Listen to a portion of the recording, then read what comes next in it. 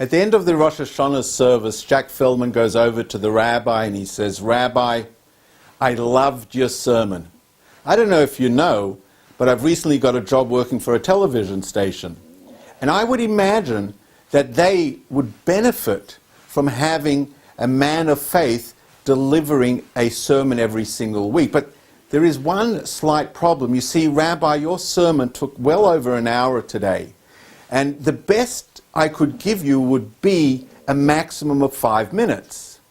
The rabbi thinks to himself, and all of a sudden he thinks of Hollywood fame and fortune, and he says to Jack, "Jack, I think I can do it. I think I could summarize my hour sermon into 5 minutes." And Jack smiles and he says to the rabbi, "Look, Rabbi, in all honesty, I was actually kidding. I didn't get a job at any television station. But now that I see you've developed the skill of shortening your sermons, do you think you could use that skill when it comes to Yom Kippur? How does one encapsulate in a few short minutes the opening section of God's Torah? The section of Bereishit that speaks about the creation of the world spans 1,500 years of world history. We will try. And I hope you will join me every week as we explore the weekly portion, as we seek inspiration, comfort, and direction, as we navigate the highway of life. Have you ever wondered how many people have occupied planet Earth since the beginning of time, and how many people will breathe Earth's air till the end of time? I have no idea. But there are approximately 6.6 billion people on planet Earth. You and I, we are two of them. And many times I reflect on that and I think to myself, does it then make any difference what I do, what I think, what I say?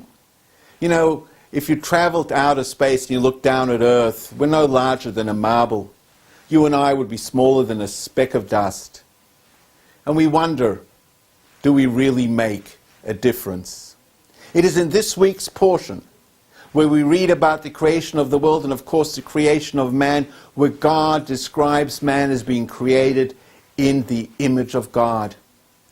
Every single human being, we are told, whatever we do impacts the world in the past, in the present, and in the future. It sounds great, but is it really true? Do we really make a difference?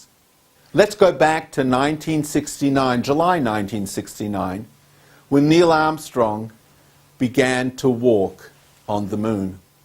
Not long after that, the Lubavitcher Rebbe reflected on this incredible historical moment. And he said there is something very profound that we could learn from what had occurred. He said the American government had spent millions of dollars in preparation for this actual moment in time. The astronauts had prepared for years. They were told what they could do and what they couldn't do, how they needed to behave and what they weren't permitted or allowed to do.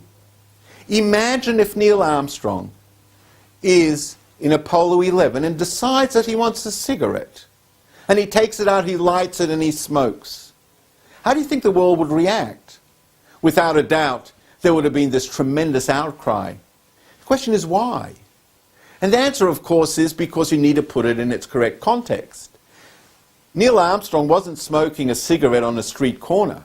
He was smoking it in the spaceship. Not only was he putting his life in jeopardy and the life of his colleagues, but he was putting at risk something that humanity had never thought would be humanly possible, that a human being could actually walk on the moon.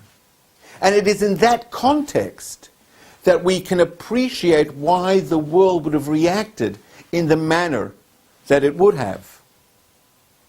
You and I, and the 6.6 billion people on planet Earth, and all of those that have come before us, and all of those that will come after us, we too are on a historic mission. That mission is to bring godliness to the world. That mission is to bring holiness and redemption to a world of evil. And let me share with you something that is so profound and so beautiful. Judaism believes that from the beginning of time till the end of time, every single human being has a unique role to play that no one else can.